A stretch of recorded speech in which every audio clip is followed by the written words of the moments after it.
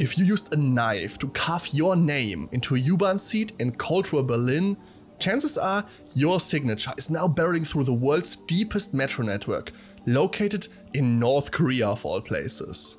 Part Cold War time capsule, part propaganda machine, Pyongyang's 22-kilometer metro network is an impressively efficient system that also exposes North Korea's countless shortcomings and dependencies.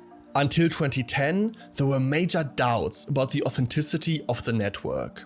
Foreign tourists were only allowed to travel between two stations, giving rise to conspiracy theories that the metro was merely a staged performance, with some claiming that it consisted only of those two stations, populated by actors. As of 2014, all 16 stations of the network are open to tourists on guided tours, confirming the network is indeed completely real.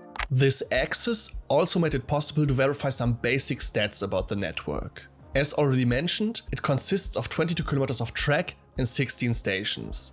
It started operations in 1973. There are two lines: the Cholima line, named after a mythical winged horse, and the Hyoskin line, which translates to renewal.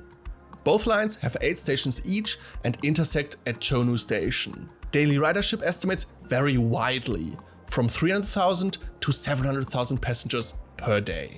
Far from setting records in terms of length or ridership, the Pyongyang Metro is record-breaking in two ways. First, like many Cold War-era metro systems, it is incredibly deep underground and doubles as a potential nuclear shelter. At more than 110 meters or 360 feet, it is considered the deepest metro system in the world. In fact, the network is so deep underground that the temperature on the platforms remains a constant 18 degrees Celsius or 64 degrees Fahrenheit. It takes about 3.5 minutes just to reach these platforms by escalator. Each station is a potential bomb shelter, complete with massive blast doors, a testament to the perpetual siege mentality of North Korean infrastructure planning. And while North Korea hasn't quite yet realized the dream of free transit, a ride on Pyongyang's metro is incredibly affordable. At just 5 North Korean won or half a US cent, it's arguably the cheapest metro ride in the world. Taking 10 rides a day for an entire year would cost less than $20. Please keep in mind, however, that North Korean salaries are as low as $1 per month, often coupled with horrible working conditions. Today, metro riders use contactless cards to travel, a small technological update in a system that otherwise feels frozen in a mid-20th century time warp. Let's finally talk about the trains. When the Pyongyang Metro started operating in 1973, it used these Chinese DK4 rail cars. China provided North Korea with exactly 112 of these cars, which are an updated version of the DK3 cars used by the Beijing Metro at the time. Today, a few cars are used as vintage trains for special holidays, while the majority were sold back to China. In 1996, North Korea bought its first batch of railcars from Berlin's public transportation company, BVG. 112 Type G railcars, often referred to as Gisela railcars, made their way to Pyongyang. The BVG could no longer use these cars because they were incompatible with newer models. However, these trains had another major problem that at least the East Germans were well aware of. The Gisela trains were prone to severe control stand fires, which is not ideal for any train, let alone one operating in a tunnel deep underground. Fortunately, it appears that no one has ever been injured in a Gisela control stand fire. Now, North Korea could not risk continuing to operate Gisela trains in the Pyongyang metro system, but they also could not allow the German trains to go to waste. As a result, the former East German U-Bahn trains now operate as commuter trains in northern North Korea.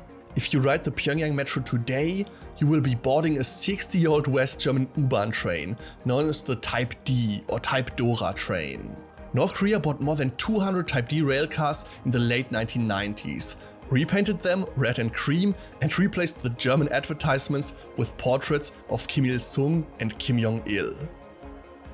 German graffiti was spotted on some models that were already in service before the repainting. And while the graffiti was eventually covered by a thick coat of paint, German scratchings in the windows of the railcars are still visible today, nearly 3 decades after the last German vandals had a chance to leave their mark. North Korea has also been trying to build its own metro trains for a long time. However, these attempts seem to have failed so far. The latest model they touted as their own innovation, simply called Underground Electric Vehicle No. 1, has been identified as a modified West Berlin Type D train. The main changes made to the railcars were a modernization of the interior and the installation of AC units. And even these updates appear to have been made outside North Korea.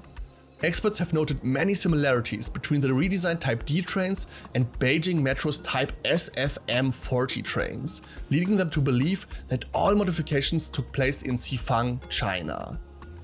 Kim Jong-un took a test ride on the upgraded trains in November 2015.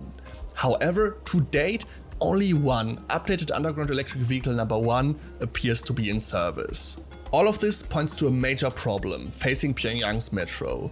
It is heavily dependent on outside expertise, parts and technology to expand and improve the network. Today, a sale of German railcars to North Korea would probably be impossible due to sanctions. China is known to have contributed the most to the network, sending experts and specialized equipment when the metro was built in the 60s and 70s.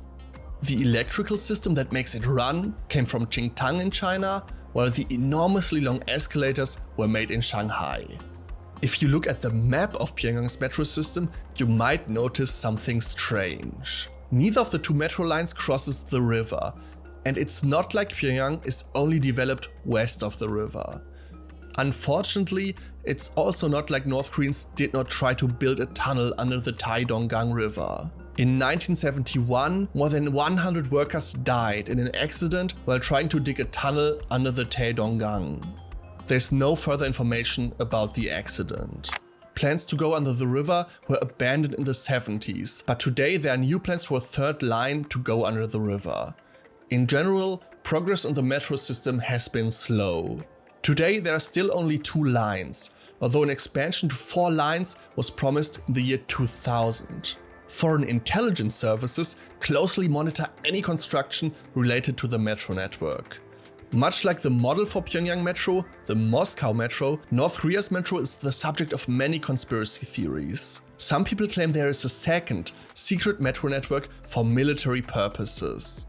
However, none of these claims have ever been proven, and the lack of progress on the public network probably does not support the idea that North Korea could easily build a second secret metro network. Beyond any possible secret infrastructure, Pyongyang's metro has indeed taken many cues from its older brother in Moscow. The stations are filled with socialist art and mosaics, they are deep underground and double as bomb shelters, and the distances between the stations are vast, something that seems to be typical of communist metro networks. Many stations are named not for physical locations, but for themes of the North Korean Revolution. Some of the station names translate as Signal Fire, Comrade in War, Red Star, Paradise, Victory in War, Founding of the State, Returning Light, and Golden Field. Now, while writing this video, I kept asking myself one question. Would I want to visit Pyongyang's metro? So, on the one hand, it would be an incredibly fascinating and unique experience. It would probably also make for a great video, to be honest, with real footage. On the other hand though, it's probably a bit cynical to visit a horrible dictatorship like it's Disneyland, and to support one of the world's worst regimes with my tourism dollars. Also, I keep thinking back to the story of Otto Warmbier, who was an American student who allegedly stole a propaganda poster in a hotel and paid for it with his life. So, not to go all Philip DeFranco on you, but genuinely let me know, would you visit North Korea or not? I recommend you either watch this video about Berlin's Cold War ghost U-Bahn stations or my more recent video about the risky Autobahn route to West Berlin next. Thank you to my Patreon supporters Dit Igepine, Brian Simpson, Needs More Cowbell and Jakob Hediger. Finally, please subscribe and help me reach 35,000 subscribers.